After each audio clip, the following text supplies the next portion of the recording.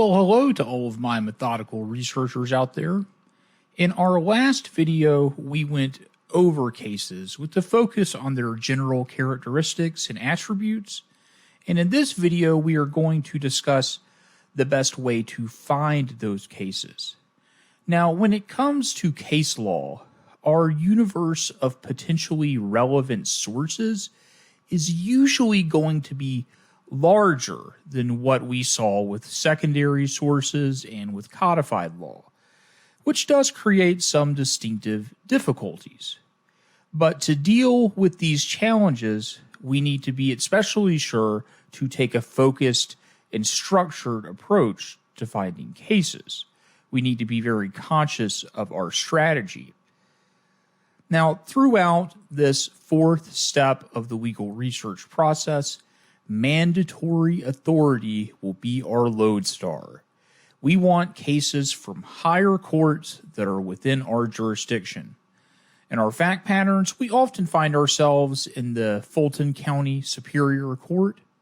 And if that is indeed our situation, then we're going to focus on finding cases from the Georgia Supreme Court and the Georgia Court of Appeals, because for us, those cases are going to be mandatory authority. Indeed, we are usually going to be so focused on mandatory authority that we will not even look for cases that take the form of persuasive authority until the very end of our research, when we've exhausted those mandatory authorities and need to seek cases outside of our jurisdiction or cases from trial courts in order to fill in the gaps. And we'll talk more about finding and using persuasive authority a little later in this course. For now, just focus like a laser beam on seeking out that mandatory authority. Now, generally, in your search for cases, you'll want to search for cases that you'll use in two distinct ways. We'll call them Type 1 cases and Type 2 cases. Type 1 cases are cases that you'll use for their legal rules. And Type 2 cases are cases that you'll use for their factual similarities. And to search smart, you need to target your search for authority according to what you're searching for. And it really makes the most sense to go ahead and start your search by looking for that first type of case, that Type 1 case, the case that you'll use mainly for its statement of a legal rule or standard. With these, you mainly just want a case that clearly states the legal standard or rule, and you'd also probably usually want a case that is frequently cited as well. So taken together, this means that treatises and legal encyclopedias that you use for preliminary analysis are often going to be really good sources for finding these Type 1 cases. You'll just look for the part where the treatise states the rule or states the element, and then you'll go ahead and check out that citation for the case that the treatise is relying upon. Now, later in your research, once you've got the authority for those generally applicable legal rules and standards, you're going to shift your focus to the search for these Type 2 cases, cases that you'll use for their factual similarities. And the basic idea here is that you'll be comparing the facts of your case to the facts of this Type 2 case, and you'll be making the argument that because the facts are similar or different, your case should come out similarly or differently. The comparison will be more effective when it is limited to the similarities or differences related to one specific element or one specific sub-issue. Finding these can be a little trickier. You need to hone in on the specific element and read the discussion in your secondary sources. And one key strategy is to use this method to find one important factually similar case through the treatise or encyclopedia, and then you can use that case to find other similar Type 2 cases. And if you can get your hands on an ALR annotation, that will also be a huge help in finding these type 2 cases. We'll talk more about how to use those a little later. And of course, you can always just run some searches. Just be sure that you limit your search to the relevant source for cases in your jurisdiction so you don't end up with a huge mess in the results.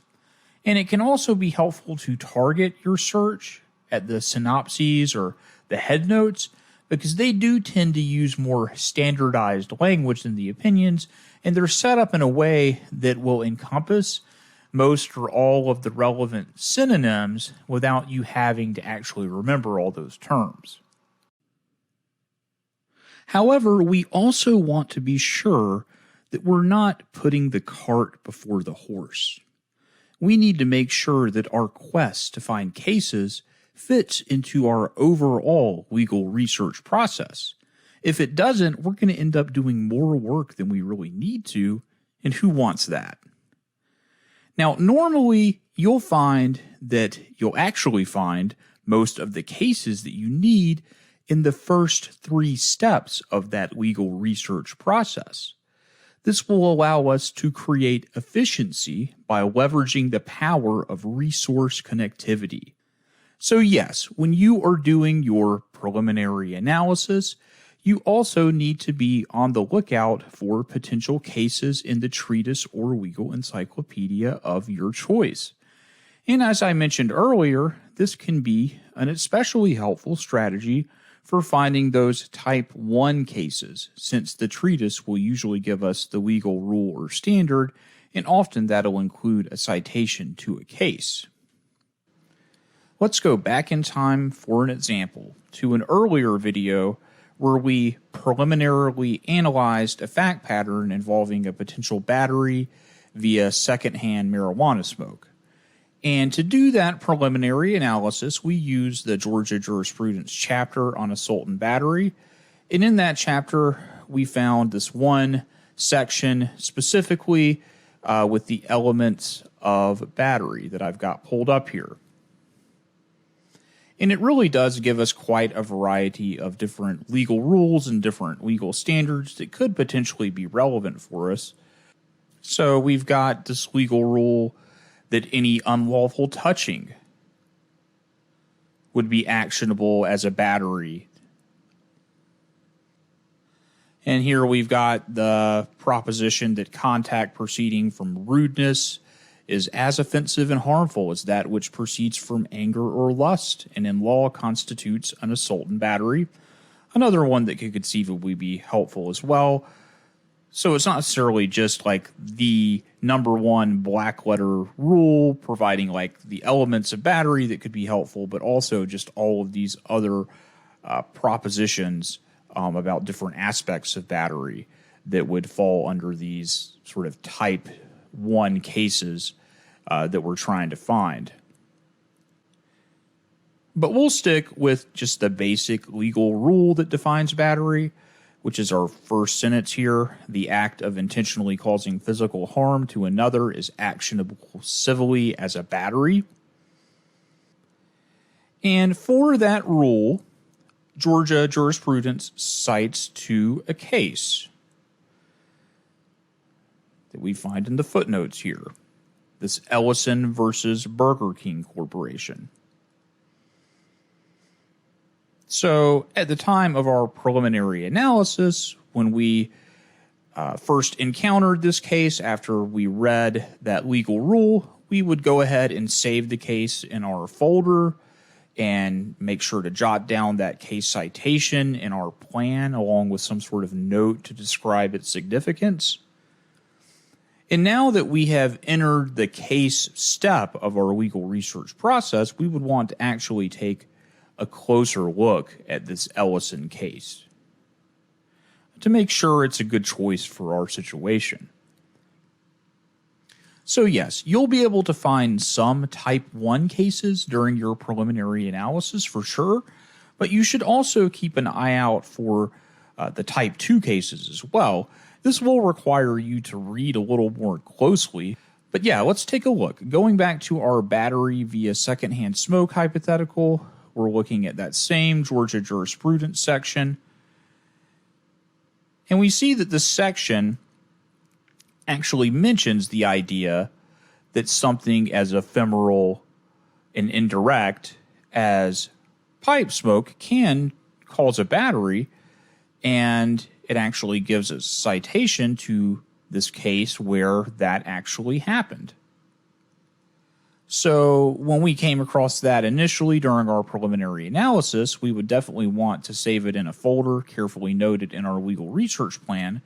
But now that we are in the cases stage of the research process, we would want to make sure to just take a closer look at that case, which is definitely more along the lines of something that we would probably use for its factual similarities than necessarily for its statement of a particular type of legal rule.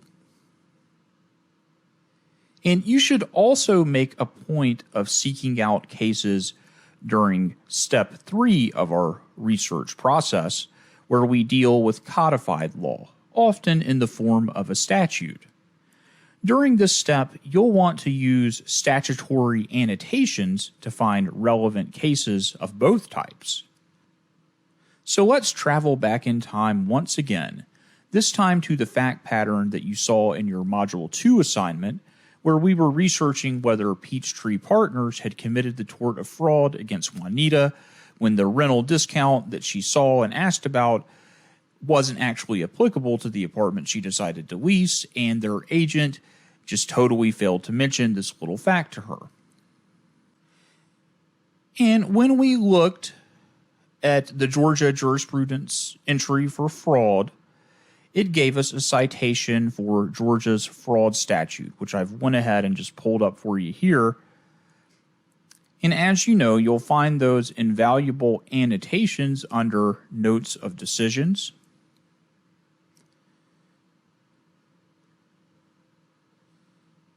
And these are going to be arranged in the order of the procedure that a typical lawsuit would follow. So that means that usually we would be more interested in the first few sections, like the ones discussing like the elements of fraud that we see here. And browsing those can be a great way to approach annotations, and it can be very helpful in alerting us to issues of which maybe we would be unaware otherwise. But if you're searching for cases and you want to take a more targeted approach, you can also run a search of the annotations. And sometimes this can be a helpful strategy.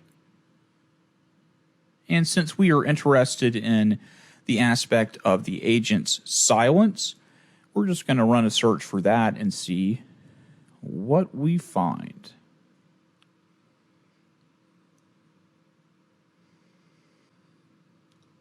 And running that search, our first result is this annotation here. Fraud does not have to be committed solely by willful misrepresentation. Instead, it is subtle and can be accomplished in an infinite number of ways, including signs and tricks, and even in some instances by silence.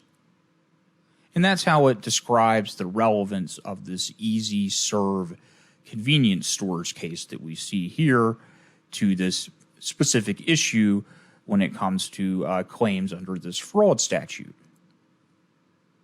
So I would definitely want to save this easy serve convenience stores case to my folder and note it in my legal research plan, along with a description of its significance, so I can have that to refer to in the future.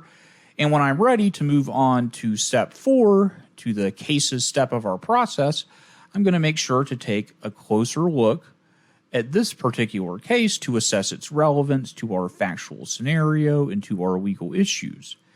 And note that this one could be a type 1 case, since it does appear to stand for, that general legal rule that we just read about fraud and silence.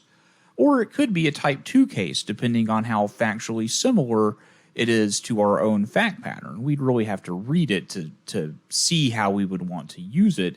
And during that step 4 of the process, during our cases step, that's one of our objectives, to decide, what the purpose of all of these different cases that we've found is going to be. So yes, these earlier steps involving secondary sources and codified law are really going to do a lot of the heavy lifting when it comes to finding cases. This is really helpful to us because it allows us to take advantage of the work of like the editors of the annotations or the authors of the treatises, of the work that they did in finding and conceptualizing those cases. Now, after you've checked off those boxes and used these methods to find some cases, you'll next be using those cases to find yet more cases. One method is to read those cases and see which cases they cite. So we're looking here at our pipe smoke battery case and reading through it. In reading through the case, we saw this proposition that indirect action or precipitation can constitute a battery. And for that proposition, it cites this Hendricks case. So we would also want to note this Hendricks case on our plan and take a closer look at it to see whether it seems like something that would be helpful and relevant for our legal issue. Now, another important method of using cases to find more cases is to use the headnotes, which is the system that Westlaw and Lexis use to organize all of the different legal points that these cases make by topic. And our next video is going to show you how to use those headnotes.